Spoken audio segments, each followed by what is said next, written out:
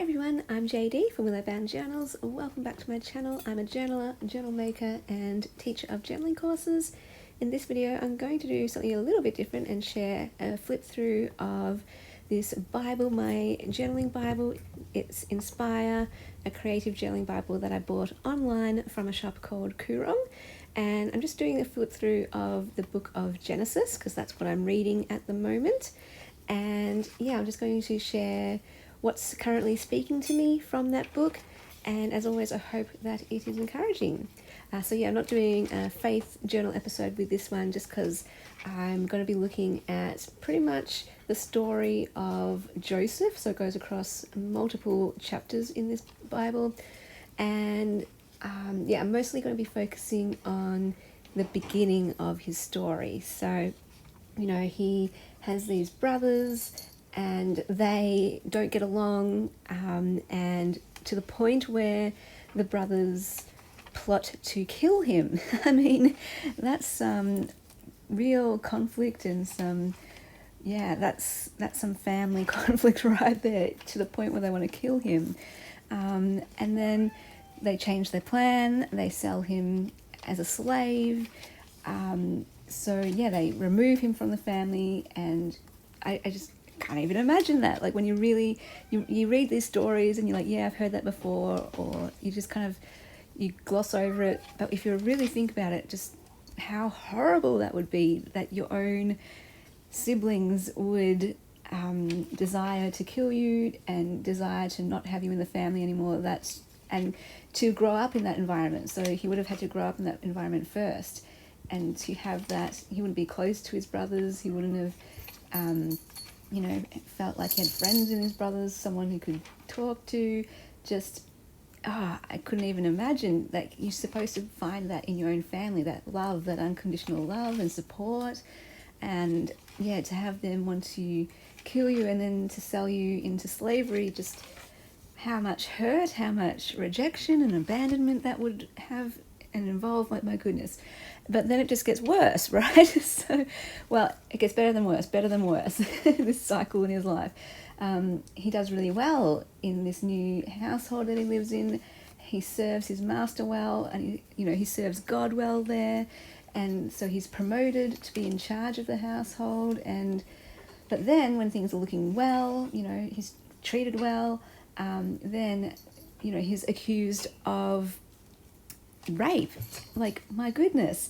So there's this whole lying scheme and this slandering of his character and of his integrity, and the people believe, this lady's word against his. And can you imagine just how unfair life would seem, and just how frustrated you'd be and angry that people aren't believing you, that your character is just dragged through the mud. And so he's put into prison, and you could think that, well, okay, now it's even more rock bottom here in prison, got nowhere to go from here, no life, no nothing, no friends, no family. And so you could forgive him for, again, just being like, well, that's it. Just being bitter. And but no, he serves faithfully again, and they see how he serves so faithfully that they put him in charge in the prison. And then, he interprets these dreams of these two people who serve the Pharaoh, and he asks them to share about what he has done in prison for them if they are reinstated. But they forget. Well, one of them forgets Joseph.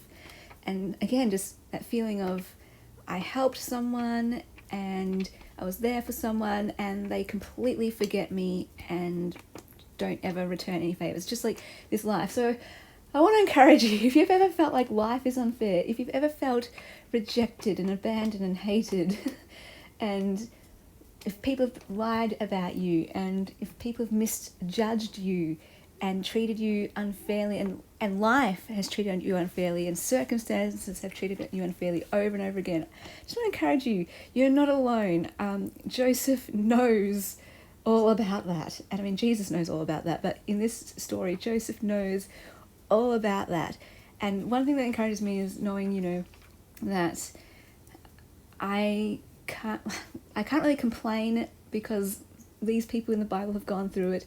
And what did they do? They didn't complain. They didn't get bitter. They didn't get despondent. They didn't just give up.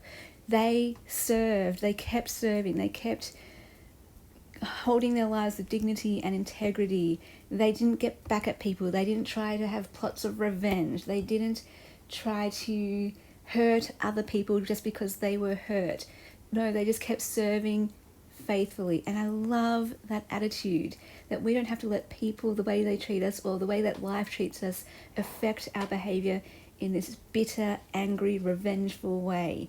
And if they can do it in the Bible, and you saw what Joseph went through, and you saw what Jesus went through, and their response is to serve again, and to love, and to do well, and to treat people well. I love that. It's just such a great example of Joseph's work ethic and integrity and attitude. And of course, the key thing as well, continually, this theme just comes up from the Bible. I'm just going to repeat this video because I've got more to say. This theme in Genesis and through the whole Bible, and what Jesus' name means. God is with us. He's with us. He was with Joseph when he was in the pit. He was with Joseph when he was in slavery. He was with Joseph when he was lied against and plotted against. He was with Joseph when he was in prison. And then, he is finally, this guy remembered Joseph and what he did interpreting his dream, the cupbearer, and so Pharaoh calls on him and he becomes second in charge of Egypt. So, and the story goes on, he saves his family's life and they welcome him back, and, his final words of, he's not bitter or anything, but he's grateful that he could save his family's life. And just, what a great attitude. I think people could be perhaps forgiven for just throwing up their hands and being like, that's it, life sucks, I'm done. But he did not have that attitude. He had the opposite attitude, and just what a great example. And I want to be like that, and I hope that this encourages you to be like that too. I know life can be rough and it can be so unfair, and people can treat us so unfairly, and I've experienced that just in, the last week, not this week, but the last week. And just this reminder that, yes, what do you expect? These people in the Bible went through it.